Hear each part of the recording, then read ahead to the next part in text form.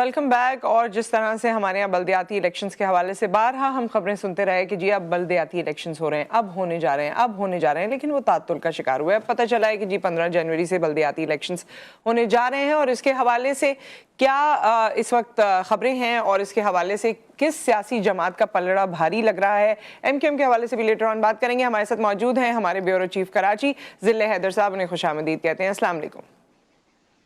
वालेकुम सलाम। जी जिले साहब, पहले तो मैं ये आपसे क्लैरिफाई चाहती हूँ कि कीजिए, क्योंकि मेरे ख्याल में अवाम ने बार बार ये सुना है कि अब बल्दियाती इलेक्शंस होंगे, पहले 22 तारीख हुई, फिर दूसरी तारीख हुई, फिर तात्तुल का शिकार हुए और अब 15 जनवरी। तो अब इसमें तो किसी किस्म की कोई बीच में स्पीड ब्रेकर नहीं आएगा? जी देखिए नुसरत, जो इलेक्शन है, जो कराची की जमात है, जो कराची को ओन करती है और कहती है कि हम कराची की जमात है एमक्यूएम, जिसके मुख्तलिफ ग्रुप से मुख्तलिफ धड़े, वो नहीं चाहती है कि इलेक्शन हो। वो 12 गए हैं, उनके कुछ तहफ़्फ़ुज़ात हैं जिन्हें दूर करने के लिए उन्होंने एक दरखास्त दायर की थी इलेक्शन कमीशन में, जिसका फैसला आया कि अब इलेक्शन 15 जनवरी को ही होंगे। लेकिन इस फैसले के खिलाफ जो है ये तमाम जमातें, पीएसपी है, एमक्यूएम पाकिस्तान है और दीगर जमातें अदालत में जाने का उन्होंने फैसला किया और कानूनी जंग भी लड़ेंगे।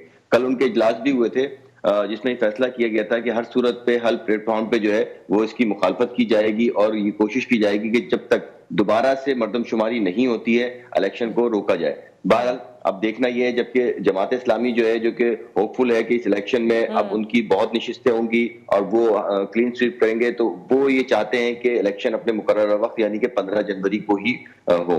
जी अच्छा, क्या ये इसकी वजह से, इस डर की वजह से, जमात इस्लामी के डर की वजह से, या अब तो सोशल मीडिया पे हाफिज नईमुर रहमान साहब के हवाले से हर चीज़ के बारे में उन्हीं का ही नाम आ रहा है और लोग कभी मजाक में कभी सीरियसली उनका नाम लिख रहे होते हैं, तो क्या ये वो डर है जिसकी वजह से पीपल्स पार्टी ने भी पहले ताखीर का ऐलान किया था और पहले फ्लड्स को रीज़न दिया था कि जी फ्लड्स हो गए हैं, इस वजह से हम नहीं कर सकते, हमारे लिए मुश्किलात हैं, कभी कहते थे नफरी नहीं है, फिर अब जब फाइनली हम इस पोजीशन पे पहुंचे हैं तो अब एमक्यूएम के जो मुख्तलिफ धड़े हैं उनकी तरफ से तहफ़्फ़ुज़ात हैं, तो ये तहफ़्फ़ुज़ात बेसिकली क्यों आ रहे हैं सामने?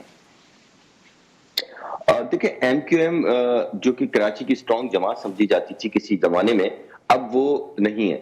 पिछले जो इलेक्शन हुए हैं, जनरल इलेक्शन भी देख लें आप, इसके अलावा जो जिमनी इलेक्शन है खास तौर पे, उसमें देखें कि एमक्यूएम के तमाम धड़े जो है वो मिल के सिर्फ 15,000 वोट ले सके हैं। किसी के 7,000, किसी के 10,000, किसी के 22,000, इस तरह के वोट हैं, जबकि जीतने वाला भी इतने ज्यादा वोट नहीं ले सका। उसकी वजह यह है कि एमक्यूएम के जो मुख्तलिफ, एमक्यूएम पाकिस्तान जो है वो एमक्यूएम लंदन का भी हिस्सा रही है। तो अब लोग जो हैं वो या तो इनको वोट देना नहीं चाहते हैं। दूसरी वजह यह भी है कि जमात इस्लामी इसलिए भी होपफुल है क्योंकि एमक्यूएम में अब दरारें पड़ चुकी हैं, मुख्तलिफ धड़ हो चुके हैं, तो उनका वोट जो है वो डिवाइड हो चुका है। अब एक खास वोट जो है वो एमक्यूएम का वोट नहीं रहा है। अब लोग जो हैं वो या तो वोट देना नहीं चाहते हैं क्योंकि वो इतने ज्यादा परेशानी में है, कहीं आटे का बुरान आपके सामने नजर आता है, कहीं सर्दियों में गैस का बुरान है, तो कहीं गर्मियों में बिजली का बुरान है, इसके अलावा नौकरियों के मसले मसाइल हैं। कराची की सड़कों पे आप ट्रैवल करें तो ऐसा लगता है कि जैसे ये झूला सड़कों पे आप ट्रैवल कर रहे हैं। इसी तरह बहुत सारे मसले मसाइल हैं कि आपका प्रोग्राम का टाइम जो है वो शॉर्ट हो जाएगा और ये मसले मसाइल की जो फहरिस्त है ये साहब ये बताइए, ये पीपल्स पार्टी को भी तो डर है, पीपल्स पार्टी की तरफ से भी जिस तरह के बयानात आते रहे, या पिछले दिनों हमने देखा कि उनके भी तहफ़्फ़ुज़ात थे या उनकी तरफ से भी एक्सक्यूजेस आती थी कि जी अभी मुमकिन नहीं है, अभी मुमकिन नहीं है,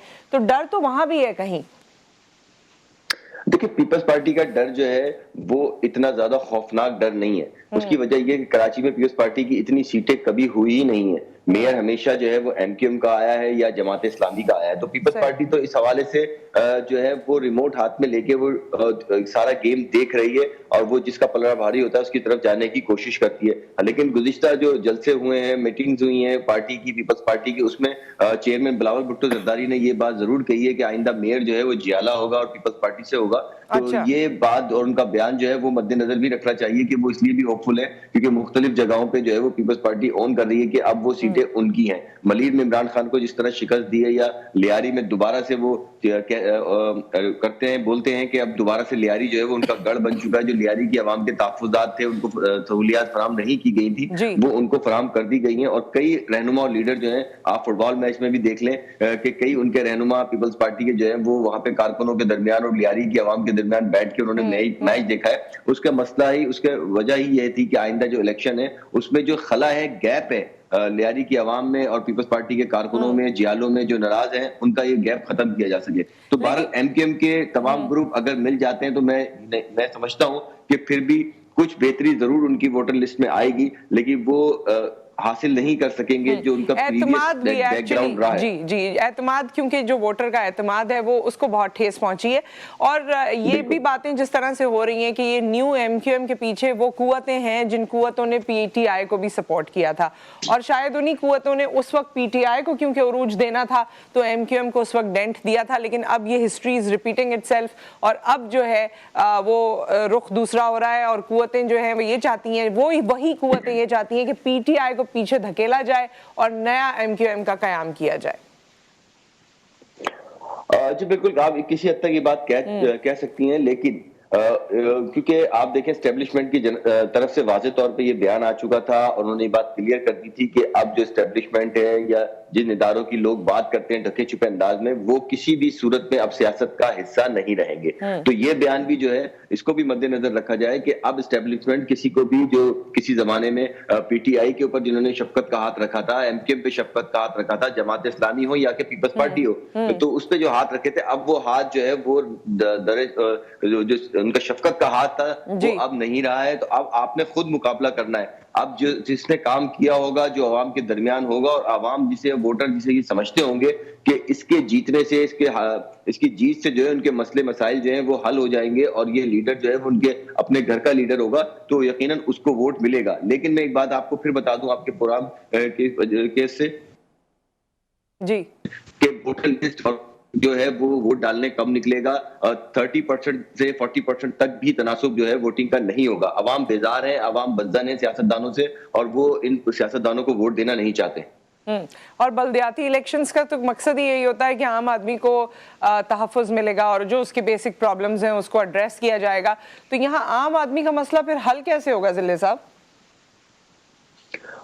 देखिए, लोग आज भी अपने मसाइल जो है वो खुद हल करते हैं। आप छोटी आबादियों में चले जाएं, अगर किसी का गटर बंद है तो वो जो खाकरोब है उसको खुद बुलाता है, अपने पैसों से सफाई करवाता है, ठीक है ना। इसी तरह आप अपने घर के बाहर की सड़क जो है वो लोग डोनेशन करके खुद बना रहे हैं। इसी तरह आप सोसाइटीज में चौकीदार निजाम जो है वो खुद रखा गया है, बैरियर लोगों ने खुद लगाए, सीसीटीवी कैमरे लोगों ने खुद अपने पैसों से लगाए हैं। तो लोगों ने इसका हल ढूंढ लिया है। जब आप किसी के मसाइल हल नहीं करेंगे तो लोग देखिए, पानी अपना रास्ता खुद बनाता है, आप उसको रोकने की कोशिश करते हैं, लेकिन आपने तो रहना तो है ना इस माशरे में। जब तक आपकी सांसें हैं, आपने इस माशरे में जिंदा रहना है, और जिंदा रहने के लिए वो वसाइल आपको चाहिए और उन मसाइल का हल आपको चाहिए। अगर मैं आपके मसाइल हल नहीं कर सकता तो आप अपने वसाइल को बरूकार लाते हुए अपने मसाइल को आप खुद हल करेंगी। तो यही कराची के साथ हो रहा है। कराची को तो लावारिस छोड़ा हुआ है। आप देखें कराची का बुरा हाल है, बिल्कुल बुरा हाल है। और इस वक्त जो लोग हमारे सामने कंटेंडर्स मौजूद हैं उसमें हाफिज नईमुर रहमान साहब का एक बड़ी बेहतरीन किस्म से उनका कैरेक्टर सामने आता है। जमात की तरफ से अब जो जितने वोकल वो हो गए हैं और जितने मसाइल पे वो बात कर रहे हैं